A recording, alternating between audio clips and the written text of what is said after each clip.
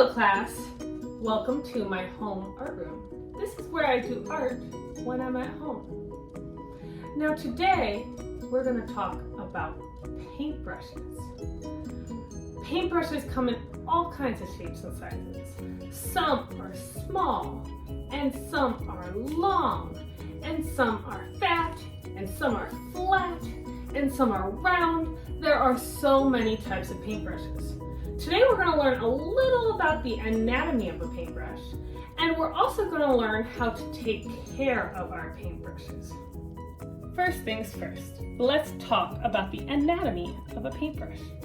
Anatomy basically means what is the paintbrush made of. Paintbrushes have three parts.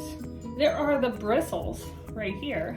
This is the part that you're actually painting with. So when you're painting, the bristles are what's going in the paint.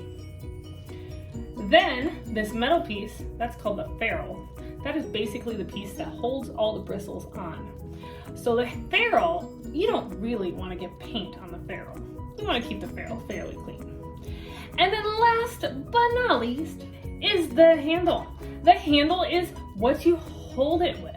This is the wooden piece or the plastic piece right up here where you are holding your paintbrush. That is the handle.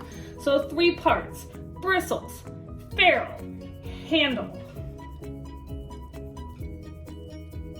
Now I have a friend I would like to introduce you to. This is Mr. Paintbrush.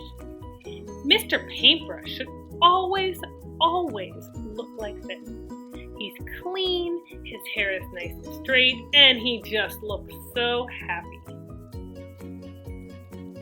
Now when Mr. Paintbrush does not get treated right, he ends up looking like this. His hair is a huge mess, his bristles are hanging everywhere, and his paint is completely dried up all over him. He is no longer usable, and no other student will ever be able to use this paintbrush. This is what we don't want to happen in the art room. Now I want to teach you the correct way to use a paintbrush. Now think of the bristles, kind of like a ballerina, like it's doing a little dance on your paper. So instead of jabbing it against the paper so that it's going in all different directions, you want to glide it across in graceful, gentle lines so that you don't ruin the paintbrush.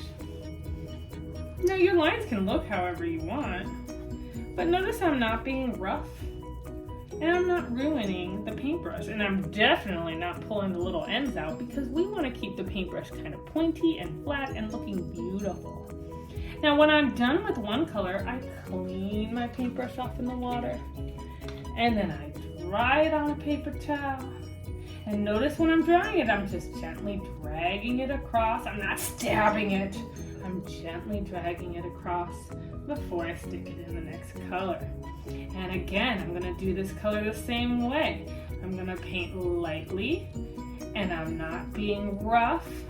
And I'm not spreading the bristles all over the place. I'm doing a little ballerina dance with my paintbrush. And that is how you paint nicely with your paintbrush so that you don't ruin them.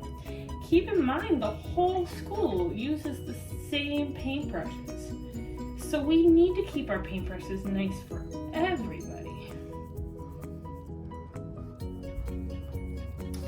Now that you know the basic painting rules, it's time for us to start our own painting.